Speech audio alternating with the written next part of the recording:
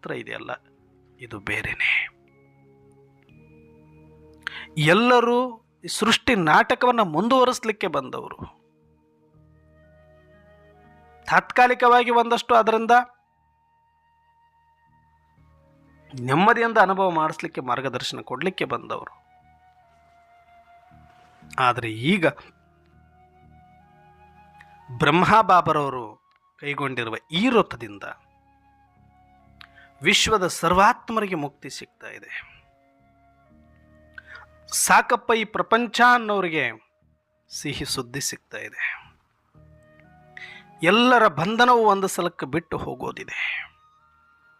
ಪ್ರಕೃತಿಯು ಕೂಡ ಪರಮ ಪವಿತ್ರ ಆಗೋದಿದೆ. ಸರ್ವಾತ್ಮರು ಪರಮಧಾಮಕ್ಕೆ, ಮುಕ್ತಿಧಾಮಕ್ಕೆ ತೆರಳುವವರಿದ್ದಾರೆ. ಹಾಗಾಗಿ ಸರ್ವಾತ್ಮರಿಗೂ ಕೂಡ ಈ ಒಬ್ಬ ಪುಣ್ಯಾತ್ಮನ ವೃತ್ತದಿಂದ